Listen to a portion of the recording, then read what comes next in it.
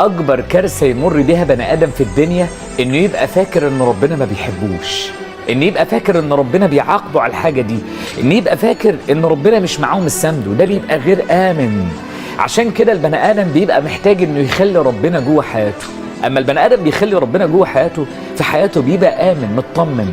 حقيقه والله لما بتقعد تبص لحياتك بتلاقي ان في ناس كتير قوي في حياتك بتحسدك على ربع اللي عندك، ناس بتتمنى ربع الحاجات اللي عندك، ناس بتتمنى النومه اللي انت نايمها، والاكل اللي انت بتاكله، والشرب اللي انت بتشربه، والحياه اللي انت عايشها اللي انت ناقم عليها.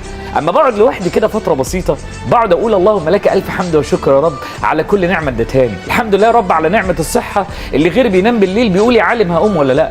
الحمد لله على نعمه الجدار اللي بيقفل عليها بالليل وفي ناس من شده البرد مش لاقي حاجه تغطيها. الحمد لله يا رب على نعمه الاولاد اللي بني ادم تاني ممكن يكون ربنا حرمه منه واكيد ربنا معوضه. الحمد لله يا رب على نعمه الناس الطيبه اللي ترشدني ساعه ما ابقى ضال في الطريق. الحمد لله على نعمه الاب والام والاخ والاخت والشغل اللي كل يوم بقوم اروحه. وفي ناس تانية بتقول انا متضايق ومخنوق.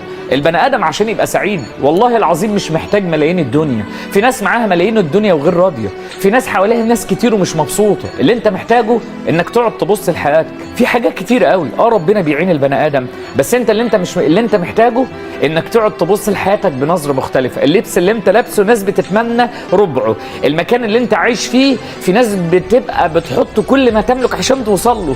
كل نعمه موجوده في حياتك انت محتاج وانت بتتمشى كده تقول له يا رب الحمد لله يا رب على كل نعمه انت اديتهاني. اما تحمد ربنا ربنا يزيد لك ويديك اضعاف اضعاف. ان الله يديم نعم الحامدين فالحمد لله كثيرا.